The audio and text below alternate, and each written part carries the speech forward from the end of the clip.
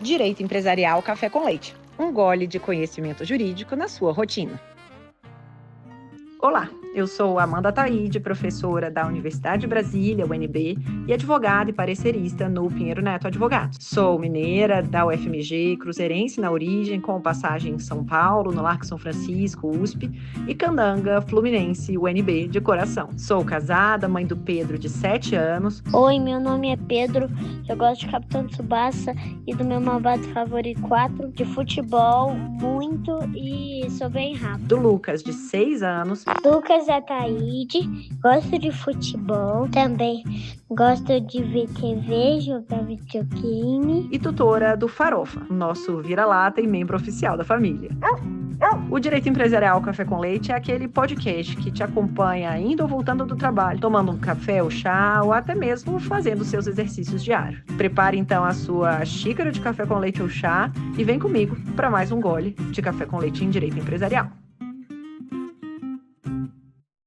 A nossa xícara de café com leite de direito empresarial de hoje vai tratar de um livro recentemente publicado, intitulado O Abuso do Poder de Controle nas Sociedades Anônimas, Caracterização e Meios de Repressão, de autoria de Annelise Duarte. E para isso, a gente vai ter a alegria de contar com a participação da própria autora para comentar o seu livro. Annelise Duarte é advogada, mestre e doutora em Direito Comercial pela Faculdade de Direito da Universidade de São Paulo, Largo São Francisco, e é professora convidada do IBMEC São Paulo. Annelise, é uma alegria enorme você ter aceitado o convite para participar do nosso podcast e por apresentar, de modo simples, curto e gostoso, os pormenores do abuso do poder de controle. Amanda, o prazer é todo meu. Muito obrigada pelo convite. É uma alegria imensa estar aqui com vocês. Eu gosto muito da proposta desse podcast, que traz temas relevantes de direito empresarial de uma forma bastante leve. Realmente, o abuso do poder de controle costuma parecer um tema muito técnico, quase árido, mas ele está no centro de questões muito concretas. Quem manda na companhia? Quais são os limites da sua atuação e o que acontece quando esse poder é exercido de forma distorcida. E vai ser um prazer discutir essas questões hoje com vocês. Annelise, conta pra gente então, uma primeira pergunta, como que você chegou a esse tema? Qual que foi o contexto de escrita desse livro? Onde que ele se insere na sua trajetória? Na verdade, esse tema,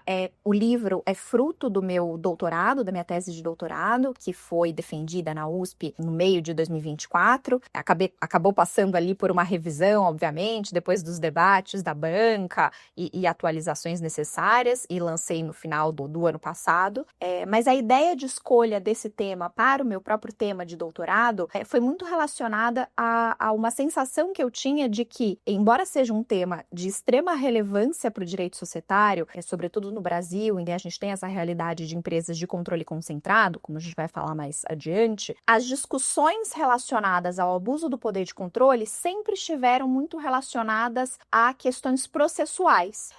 Quem são os legitimados a ingressar com ação contra o controlador? Quais são as características dessa ação? Questões muito relacionadas a esses aspectos de reparação de danos propriamente dita. E eu sentia falta de uma discussão mais aprofundada a respeito do conteúdo material daqueles deveres impostos ao acionista controlador na nossa lei. O artigo 116, parágrafo único, ele está na lei desde da sua edição. Então, esse ano vai fazer 50 anos, e ele era pouco debatido pela doutrina. Na realidade, o que se enxergava mais era a jurisprudência discutindo os exemplos, as modalidades de abuso do poder de controle, mas não o cerne dos deveres impostos ao acionista controlador propriamente dito. Foi daí que surgiu a minha ideia de escrever sobre esse tema. Então vamos lá.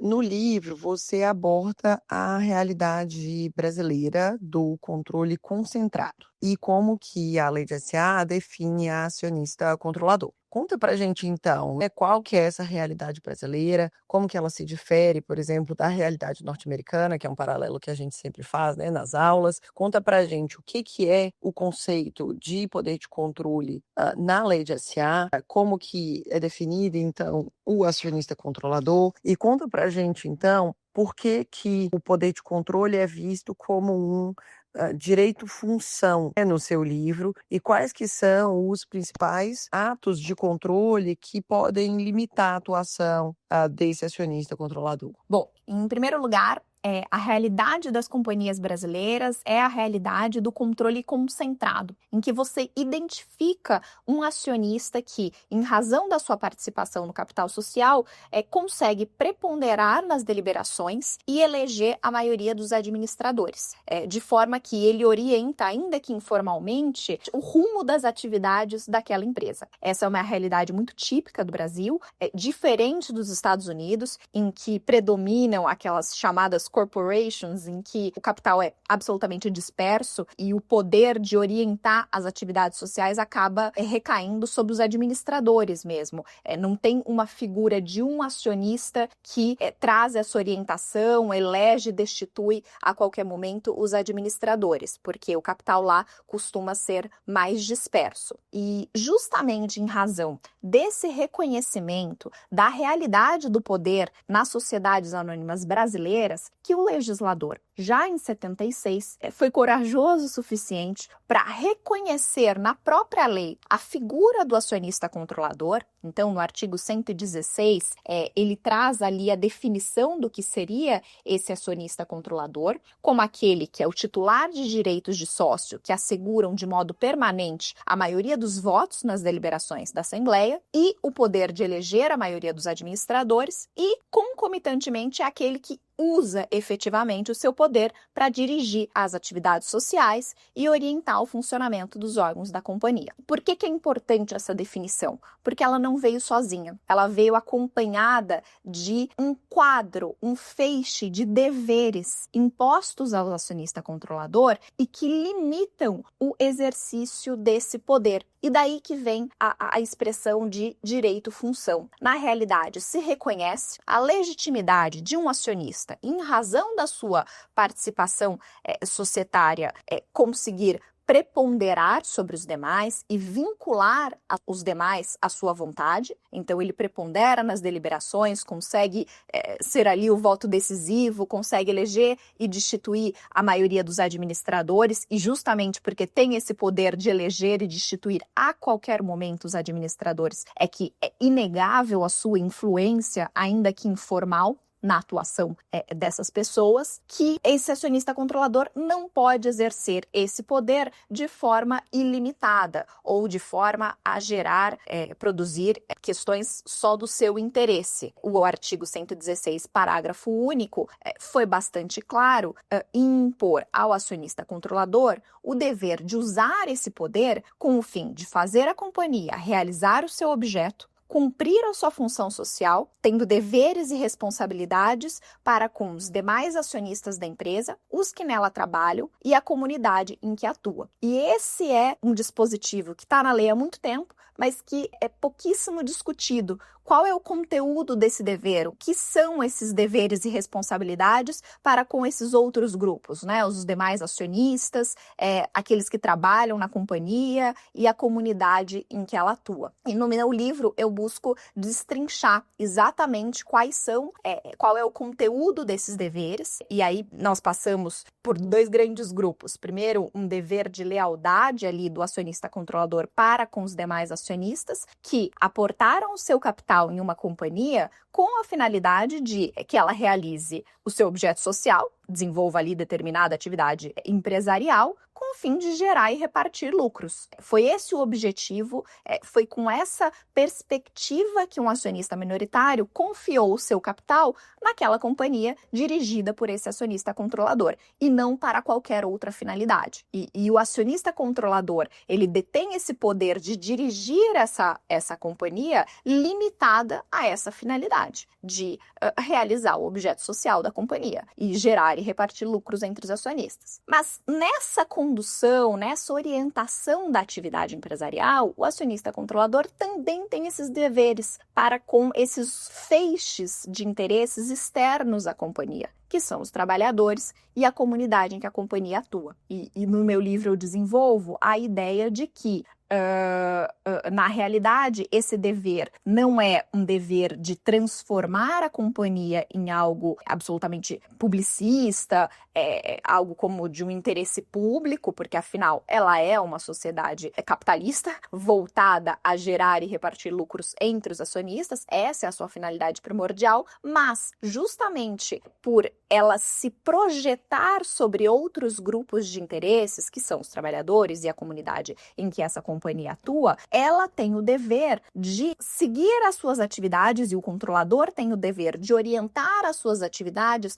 do modo menos gravoso para esses outros grupos com os quais a atividade empresarial, sobre os quais a atividade empresarial se projeta. É uma questão de responsabilidade pelos efeitos externos que você produz. E aí que mora a dificuldade, né, dessa delimitação. Então, um dos pontos cruciais do seu estudo, né, é claro, o estudo do artigo 116, parágrafo único, que estabelece aí o dever do controlador de respeitar os interesses não apenas dos acionistas, mas também dos trabalhadores e da comunidade, chamada aí de cumprir a sua função social, uma visão institucionalista da atuação do acionista controlador. Conta pra gente qual é o fio condutor que você propõe para harmonizar esses interesses tão diversos, né, no dia a dia da empresa. Exatamente. Esse é o maior desafio, na realidade, né? A harmonização desses interesses tão diversos que foram expressamente previstos no artigo 116, parágrafo único. Na realidade, fazendo um estudo tanto do histórico da tramitação da lei no Congresso, quanto do direito comparado, e aqui o direito comparado que eu digo é mais relacionado aos deveres que são impostos aos administradores em outras jurisdições, porque a gente não tem um paralelo de reconhecimento normativo do acionista controlador e atribuição de deveres a ele em outras jurisdições, mas a gente tem visto nos últimos anos uma atribuição de deveres aos administradores em outros países de, no mínimo, levar em consideração interesses externos à companhia, sob essa perspectiva institucionalista que você trouxe. E o que eu identifiquei como sendo um caminho mais adequado para essa harmonização? No fim do dia, eu entendo que a própria ordem em que os deveres do acionista controlador foram impostos ali no 116, parágrafo único, não é randômica. Então, em um primeiro momento, o legislador disse que o acionista controlador deveria levar a companhia a realizar o seu objeto social, que é aquilo que eu falei de desenvolver a atividade econômica para a qual ela foi criada, com o fim de gerar e repartir lucros entre os acionistas. Essa é a finalidade primordial da companhia. Em segundo lugar, respeitando a sua função social e levando em consideração, atendendo e respeitando os interesses, atendendo os direitos e respeitando os interesses dos trabalhadores e da comunidade em que a companhia atua. Aqui, o que seria isso? Na minha visão, seria uma orientação para que o acionista controlador fizesse a companhia sempre cumprir os direitos contratual e legalmente previstos desses feixes de interesses externos, então os trabalhadores, os fornecedores, consumidores, questões ambientais, todo esse feixe de relacionamentos externos que a companhia mantém. Então o acionista controlador não teria o direito de orientar as atividades da companhia de modo a desrespeitar esses direitos. E em um segundo momento, uma segunda camada, ele deveria identificar os potenciais interesses afetados pela determinada decisão negocial e escolher o caminho menos gravoso para esses grupos na orientação das suas atividades. O que significa isso? Eu vou dar um exemplo para ficar ali mais ilustrativo. Um acionista pense numa situação de uma companhia em que eu tenho um setor em 3 cenários diferentes. O primeiro cenário é um setor deficitário. Ele tem 500 empregados e é um setor que gera prejuízos para a companhia. No segundo cenário, esse setor ele não gera prejuízos, mas ele fica ali no break-even, no 0 a 0. Ele gera ali um retorno que não é superior à taxa básica dos juros do país, ou seja, ele não gera o lucro esperado da atividade empresarial daqueles acionistas que colocaram o seu capital em risco para gerar um retorno maior ali para o capital empregado. E num terceiro cenário, esse setor ele rende um pouco menos que os demais setores da companhia, mas ele não é nem deficitário e também ele é superior ali a um retorno de uma taxa livre de riscos. No meu entender, diante desses 3 cenários, o único em que o acionista controlador não deveria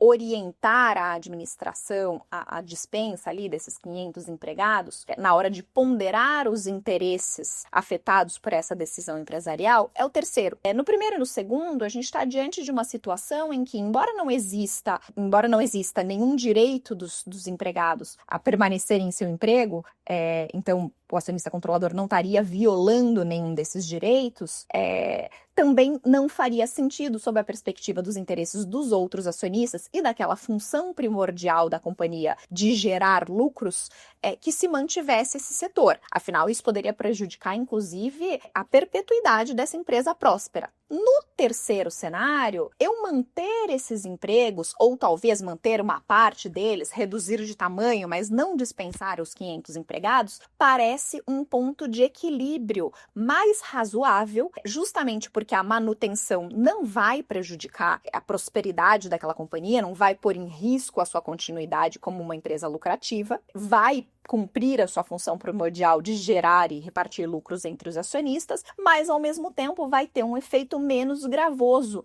para aquele grupo de trabalhadores, de modo que essa parece ser a solução que acomoda melhor esses interesses. A meu ver, eu consigo extrair um comando para o acionista controlador ter que identificar esses interesses e ponderá-los nos casos concretos do próprio artigo 116, parágrafo único. Veja que aqui tem uma diferença eu atribuo uma diferença bastante relevante entre direitos e interesses. A meu ver, o legislador ele não foi redundante em tratar de forma separadas, são situações jurídicas diferentes. Os direitos, eu entendo que são aqueles que são os legais e contratualmente previstos. Então, legislação trabalhista, legislação ambiental, legislação consumerista, e todos esses devem necessariamente ser respeitados pela companhia sob orientação do acionista controlador. Já o caso dos interesses são aqueles que não têm uma tutela legal, não têm uma tutela contratual, mas ainda assim devem ser identificados e levados em consideração nesse momento de ponderação e escolha de um caminho menos gravoso. Essa, como eu disse, não é uma posição unânime, né? É bastante debatida e, na realidade, eu não havia encontrado um autor que tivesse desenvolvido a ideia dessa forma, mas me pareceu o mais coerente e o mais adequado para, de fato, trazer uma efetividade para esse comando do 116, parágrafo único. Então, para classificar um ato como abusivo, no seu livro você analisa diversos conceitos jurídicos, inclusive, né, o abuso de direito e o desvio de finalidade. A sua análise, se eu tiver entendido errado, conclui que a violação do dever de lealdade da boa-fé objetiva seria, então, a métrica mais completa. Então, de forma simples, né, conta para a gente um pouco de cada um desses conceitos e como que a gente pode distinguir o exercício legítimo do poder de controle daquele que é materialmente abusivo, mesmo que pareça legal na superfície, que pode vir a caracterizar abuso de poder de controle. Quando se fala em abuso do poder de controle, a primeira coisa que vem em mente é o conceito de abuso de direito, né, do direito civil. E na realidade, o estudo do abuso do poder de controle surgiu, primeiramente, assentado sob essa perspectiva de análise de um abuso de direito, ali da jurisprudência e doutrina francesas, segundo o qual, quando você é titular de um direito, você pode exercê-lo dentro de determinados limites. E ainda que você tenha aquele direito, quando você atinge uma esfera jurídica alheia, se utiliza desse direito de forma, e aí algumas pessoas falam anormal ou abusiva, você perde a legitimidade de exercer esse direito. Exemplos clássicos disso, e aí não relacionados ao direito empresarial, mas de caráter civil, mas que são bons aqui para ilustrar, seria aquele caso do vizinho que coloca no seu muro alfinetes ou pregos para que os balões de um vizinho em relação ao qual ele não tem uma boa relação sejam furados e não consigam voar. Você tem direito de colocar o que você quiser no muro da sua própria casa? Tem, mas a partir do momento que você usa esse direito justamente para prejudicar com a intenção de prejudicar um terceiro, furar o balão do vizinho, esse direito passa a ter uma limitação e o exercício desse direito é considerado abusivo. Esse metro para verificação do abuso do poder de controle, ela é útil, mas ela não é suficiente, porque, de fato, existe a modalidade de abuso do poder de controle em que o acionista controlador, ele pratica um ato com a finalidade de justamente prejudicar outros grupos de acionistas ou outros grupos feixes de interesses ali afetados pela atividade empresarial. Um exemplo, que tem inclusive um caso na CVM a esse respeito, é de um acionista controlador que promove a redução do capital de uma companhia, e em seguida o aumento do capital dessa mesma companhia, sabendo que um acionista minoritário, em razão da sua natureza jurídica ali, por ser uma entidade de fundo de pensão, não poderia subscrever esse aumento e, portanto, ao final de toda essa operação, ia ter reduzido a sua participação societária na companhia, de modo a perder determinados direitos, como eleger um membro do conselho de administração, convocar assembleias, enfim, diversos direitos que são conferidos a acionistas minoritários que têm ali uma participação qualificada. Esse foi um caso em que foi considerado um ato abusivo, porque claramente a decisão do acionista controlador e a aprovação dele em assembleia de uma redução de capital seguida de um aumento não teria sido no interesse da companhia e tão simplesmente para prejudicar esse acionista minoritário. Você analisa esse exercício antijurídico do abuso do poder de controle sob essa perspectiva de abuso de direito. Uma segunda perspectiva que já foi analisada também, e aí também muito baseada na doutrina francesa, do desvio de finalidade. Muito se tenta comparar o acionista controlador ao exercente de um cargo público. Porque ele tem mesmo esse chapéu de representar os interesses dos demais acionistas. Como eu disse, ele tem que exercer esse poder, mas com aquela finalidade máxima de orientar a companhia a desenvolver a sua atividade para gerar e repartir lucros. Mas essa perspectiva, embora ajude, ela também não é suficiente. Porque, veja, diferentemente daquela pessoa que exerce um cargo público e somente pode atuar no interesse dos terceiros que ele representa, o acionista controlador não. Ele também é acionista e ele também tem o seu patrimônio ali contribuído para a formação daquela companhia e desenvolvimento daquela atividade empresarial. Na realidade, quando se trata de um acionista controlador majoritário, ele é o que mais vinculou o seu patrimônio ao desenvolvimento daquela atividade. Então, não é verdade que ele não pode agir em interesse próprio. O primeiro interesse, na realidade, é dele mesmo. Ele só não pode fazer com que esse seu interesse próprio se sobreponha ao da coletividade dos demais acionistas. Então, a ideia do desvio de finalidade, a teoria do desvio de finalidade que vem do direito administrativo, ela é útil, mas não suficiente. Em que ela é útil? Alguns elementos que se utilizam, que o direito administrativo utiliza mesmo para identificar um ato praticado por um exercente de cargo público que tenha sido viciado. Então, às vezes, um ato praticado sem motivação expressa, um ato praticado sem lógica entre o ato e a motivação que se dá, um ato contraditório, um ato que coloca grupos em situações diferentes.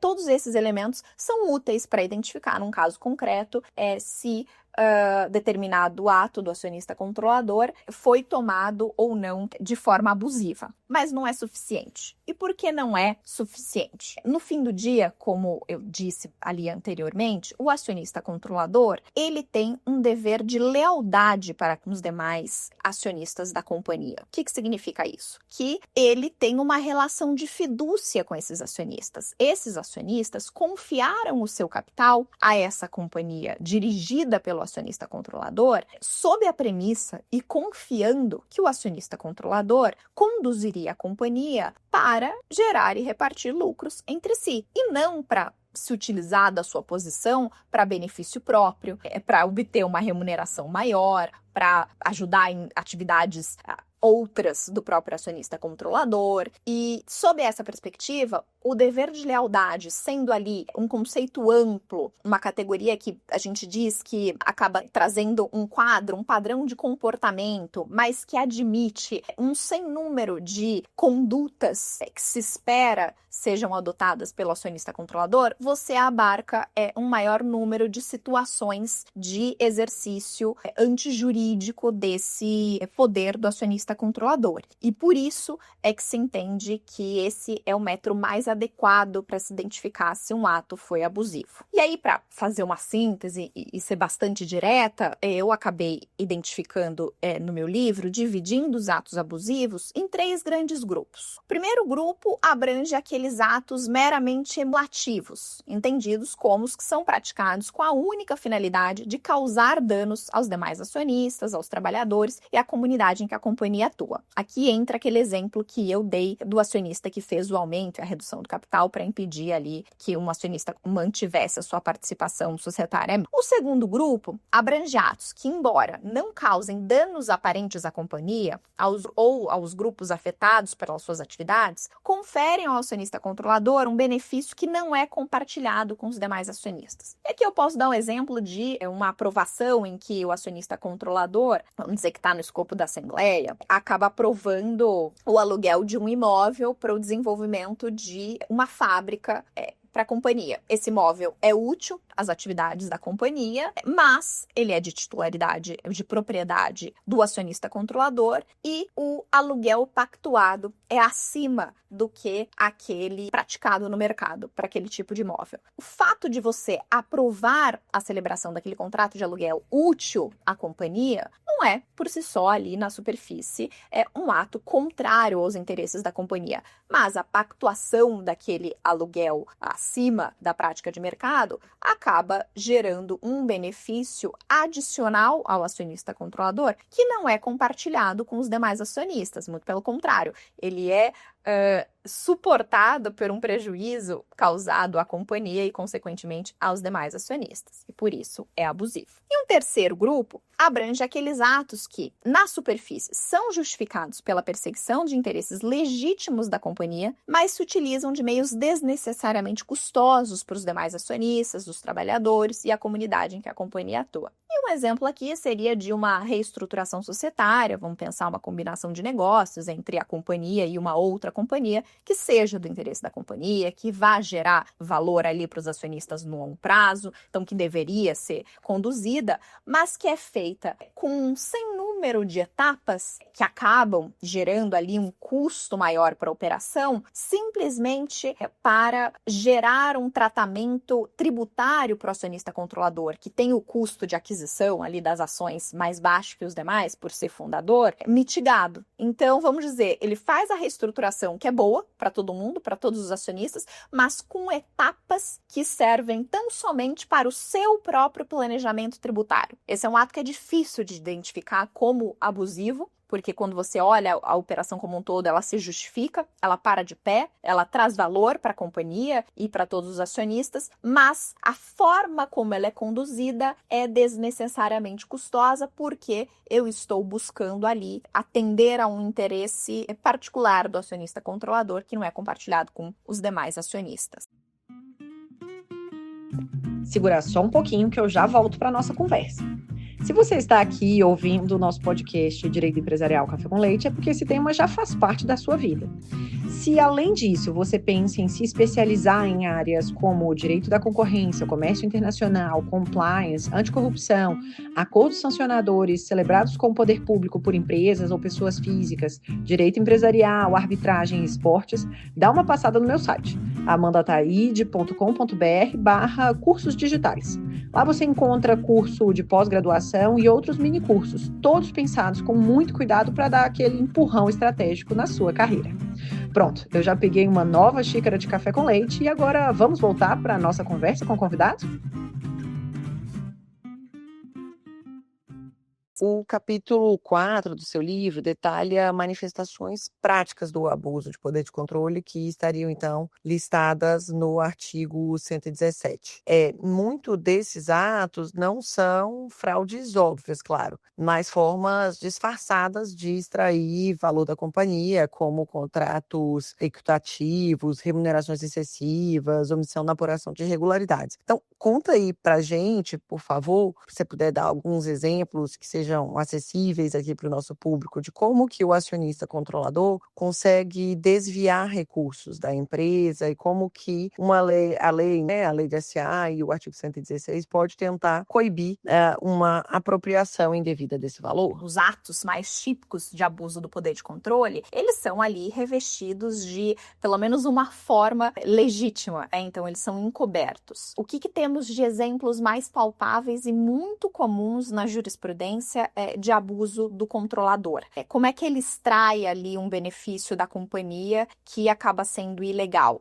Um dos exemplos mais típicos é mediante a aprovação de remuneração. Geralmente, não é raro que o acionista controlador ocupe também cargos na administração. E, ocupando cargos na administração, ele faz jus ali a um salário como administrador. Ele, os familiares, pessoas próximas ali. E, em muitas situações, ele acaba na Assembleia Geral, como lembrando ali na lei, é a Assembleia Geral que determina o valor global da remuneração dos administradores, e ele, como prepondera na Assembleia Geral, acaba aprovando uma remuneração global excessiva, que não condiz com o porte da empresa, com o número de administradores, com a remuneração que é paga por pares daquela empresa, e isso acaba sendo uma forma do acionista controlador buscar para si uma remuneração maior do que os demais acionistas, porque a partir do momento que eu pago salários maiores para os administradores, eu tenho ali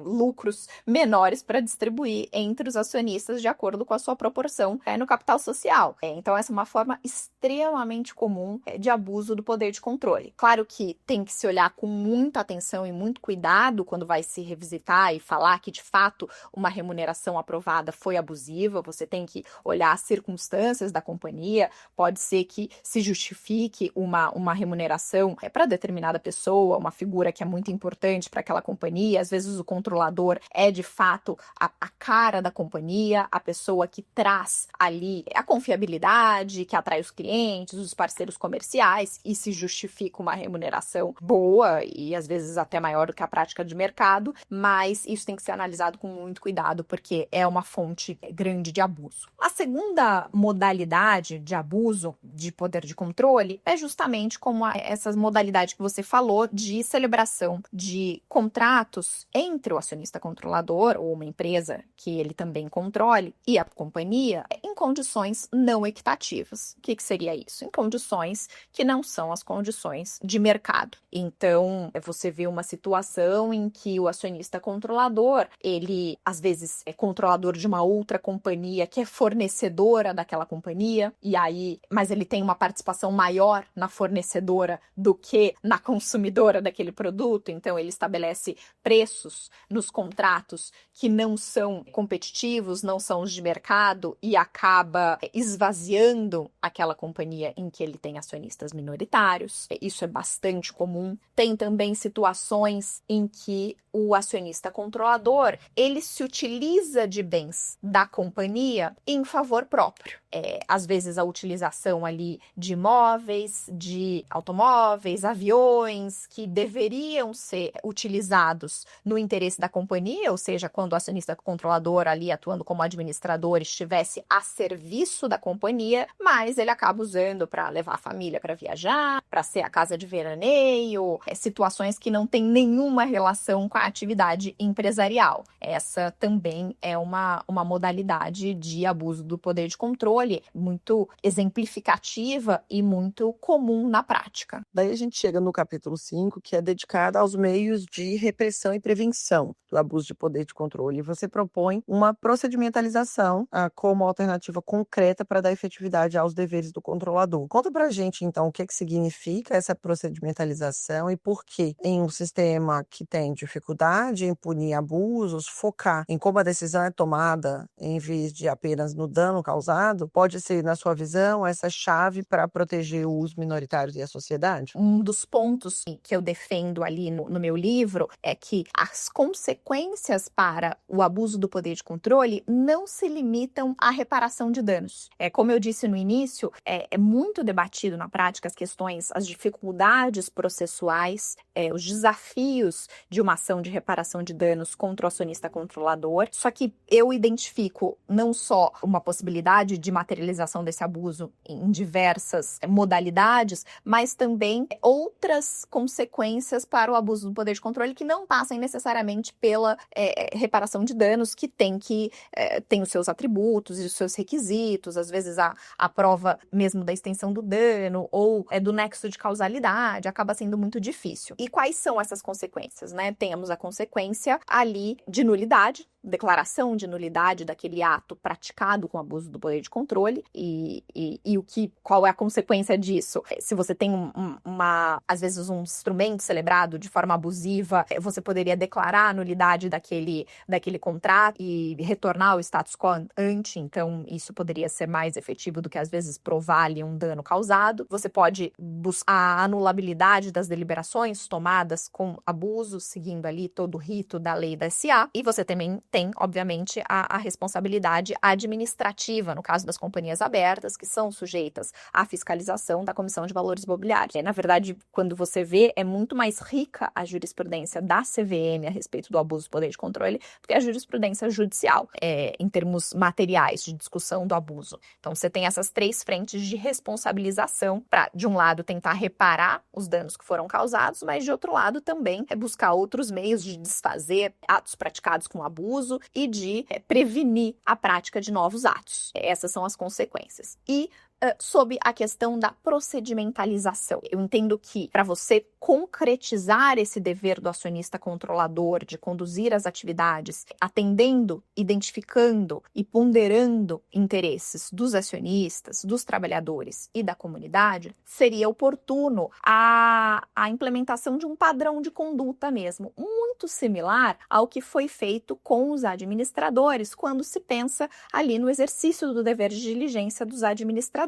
Então, eu proponho um padrão de conduta e um padrão de revisão dessa conduta. Qual seria o padrão de conduta ali esperado? Aquela conduta que passaria no teste, né? Passaria na prova de um acionista controlador. É uma situação em que ele consiga provar que antes da prática de um ato de controle, ele identificou todos os interesses e direitos afetados ali pelo ato que seria praticado, e nessa identificação ele contou com assessoria adequada de pessoas especializadas, seja de dentro da empresa, seja de assessores externos, para a identificação desses interesses.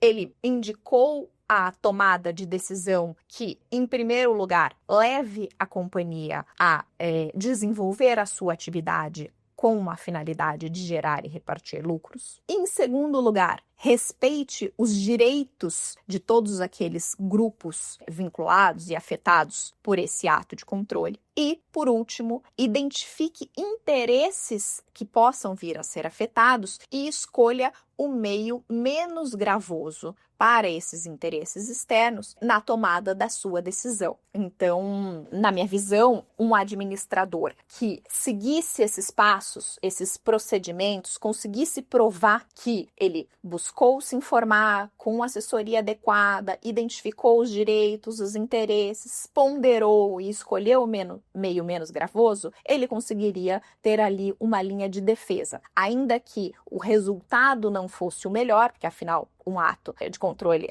pode ser um ato negocial, e ele não precisa de um resultado necessariamente esperado ou o mais exitoso possível, ele pelo menos decidiu a prática desse ato de maneira ali informada, refletida e ponderando os interesses que ele deve levar em consideração. É claro que essa procedimentalização, ela faz sentido nas empresas de grande porte e em tomadas de grandes decisões. Não se imagina ali uma procedimentalização de companhias de pequeno porte ou de decisões muito corriqueiras, algo que travasse a atividade empresarial. Afinal, justamente o acionista controlador não é um administrador da companhia, ele é um acionista e só faz sentido ter esse ônus, vamos dizer assim, da procedimentalização quando de fato esteja diante de um ato de controle que vai produzir efeitos sobre todas essas esferas. Mas essa é mais ou menos a ideia que eu trouxe da procedimentalização. Agora, se você me perguntar, essa procedimentalização é obrigatória? Você consegue decorrer isso da lei? É difícil dizer e é difícil de afirmar isso. Eu entendo que o acionista controlador tem de fato o dever de identificar e ponderar todos esses interesses na prática de um ato de controle, mas a forma como ele vai fazer isso, de fato, não é pré-determinada em lei. Se ele seguir esse procedimento, acho que ele está protegido, ele tem uma decisão protegida. Se ele não seguir, eu acho que a gente tem que identificar no caso concreto se ele de fato deixou de levar esses interesses em consideração e acabou tomando uma decisão fora ali dos limites e dos deveres que são impostos a ele. Mas é um pouco mais difícil pensar em uma imposição dessa procedimentalização. E agora uma pergunta mais ampla sobre outros temas que você eventualmente tenha trazido no seu livro e também qual que foi a sua contribuição, né, original, sabendo aqui que foi uma tese de doutorado. Conta aí pra gente um pouquinho mais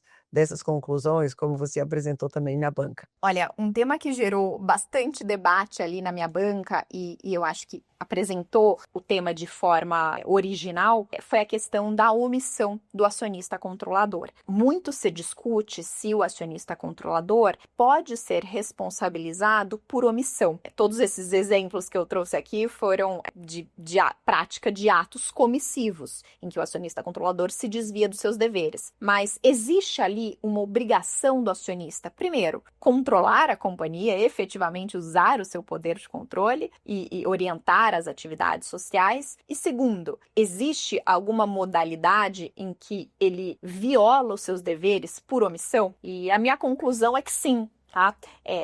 Com relação à primeira pergunta, se existe uma obrigação de efetivamente controlar, orientar a companhia, eu entendo que não. Você pode ter uma situação de um acionista controlador ali, majoritário, que falece, tem filhos, herdeiros que não têm nenhum interesse na condução das atividades empresariais e passam a não frequentar as assembleias, a não ter interesse em eleger os administradores, e isso acaba sendo feito pelos acionistas minoritários, ali pulverizados.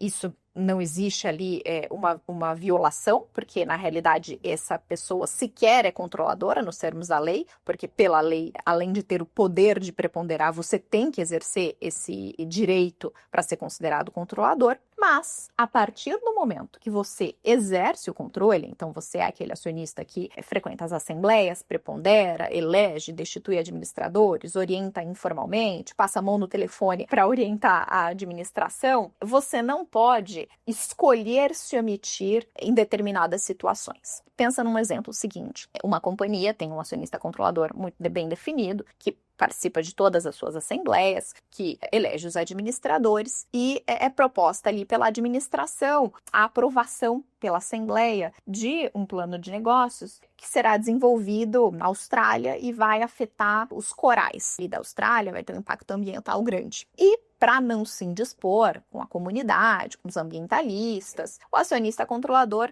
decide, naquela deliberação em específico, não votar, se abster, não comparecer à Assembleia. E isso é um abuso? É um ato ilegal? É omissivo, essa omissão do acionista controlador? E na minha visão é porque na realidade ele estaria usando ali, ele seria o acionista controlador, ele geraria uma expectativa de que ele orienta as atividades sociais, mas ele deixa de exercer o controle pontualmente para se eximir de responsabilidade. E acaba, às vezes, permitindo pela sua omissão que determinado ato, determinada reestruturação seja aprovada em prejuízo dos interesses da comunidade e ali do meio ambiente. Então, eu entendo que esse é um ato omissivo que, sim, deve ser sancionado. Tem uma situação que é um pouco mais delicada, que é a orientação informal do administrador. A gente tem que tomar muito cuidado, e os julgados da CVM acabam mostrando isso, essa diferenciação, que o acionista controlador, ele pode orientar informalmente o administrador. Então, quando você lê ali doutrina, é de fato passar a mão no telefone e orientar o administrador. Afinal, ele que elege e demite aquele administrador. E o administrador tem os seus deveres próprios, fiduciários para a companhia, não tem obrigação de seguir a orientação do controlador, mas ele foi eleito e pode ser destituído por esse acionista, né? Então, ele é influenciável, vamos dizer assim, pelo acionista controlador. Mas ele não tem o dever de necessariamente intervir. Então, tem muitas situações em que o administrador aprova determinado ato, às vezes aprova um contrato que tem o controlador ou partes relacionadas como contraparte, e acaba sendo ali sancionado por ter celebrado alguma coisa em termos nativos, fora da prática de mercado, e o julgador tem ali a tentação de responsabilizar o acionista controlador por omissão. Não, você devia ter intervido, você devia ter orientado de outra forma o administrador, então você violou os seus deveres, e esse é um cuidado que tem que ser tomado na minha visão, porque na realidade a lei ela trouxe divisões de competências muito específicas. O que é competência do administrador, o que é competência do acionista controlador, e eu não posso, por meio dessa ideia de prática de ato abusivo por omissão, interferir nessas competências exclusivas e obrigar que o acionista controlador interfira nos atos da administração sempre. Na realidade, o que eu posso é identificar se ele interferiu e, caso ele tenha interferido, ainda que de maneira informal, ver se ele agiu dentro dos seus limites e cumprindo seus deveres. Mas se ele não tiver agido, é muito mais difícil você puni-lo por uma situação de omissão em uma matéria em que ele sequer teria competência. Claro, você pode dizer, poxa, mas ele sempre orienta a administração e naquele caso, propositalmente, ele não quis interferir, ele deixou de interferir, ele tinha ciência do que estava acontecendo e não interferiu, aí você também pode ter uma situação de abuso. Mas a omissão é um terreno bem mais delicado, ela precisa ser tratada, ela gera bastante debate e precisa ser vista com muito cuidado para a gente não cair na tentação de sempre achar que o controlador deveria estar onipresente e ver, no caso concreto, se de fato ele tinha ciência, se de fato era a competência dele agir, e se ele realmente faltou ali com os seus deveres e por isso deve ser responsabilizado por omissão. E agora uma pergunta específica dessa nova temporada, de poder aproveitar esse contexto de Copa do Mundo. Conta, então, um esporte que você tem afinidade, e se você não tem afinidade da infância ou algum esporte que você goste de acompanhar na TV, conta um pouquinho aí dos seus gostos esportivos, para a gente conhecer um pouquinho mais aqui na pessoa física também. Olha, Amanda, nesse ponto você me pegou, viu? Eu não sou uma pessoa muito esportista, mesmo na infância não era muito de praticar ali esportes coletivos, mas acompanhar eu sempre gostei. Olimpíadas, Copa do Mundo, e eu acho que o que eu sempre gostei muito de acompanhar nas Olimpíadas é o vôlei feminino e masculino. Acho que muito porque, desde quando eu sou criança, é o esporte em que o Brasil tem mais chance ali, acaba indo para a final, sempre tem aquela emoção, leva medalha. Então, esse é o esporte que eu gosto mais de acompanhar e reunir com os amigos e assistir. Muito obrigada de novo pela oportunidade de poder discutir o meu livro e esse tema que me instiga tanto, e fico à disposição aí para outras conversas. A nossa xícara de café com leite de direito empresarial de hoje chegou, então, ao fim. Agora eu quero saber de você. O episódio foi útil? Fez sentido para a sua vida profissional ou acadêmica? Você quer continuar essa conversa fora daqui? Se sim, acesse podcast.direitoempresarialcafécomleite.com.br e me siga nas redes. Instagram, @Direito Empresarial Café com Leite, no YouTube, @Professora Amanda Taide, no LinkedIn, Amanda Taide. Obrigada pela companhia e até o próximo episódio do Direito Empresarial Café com Leite. Tchau, tchau!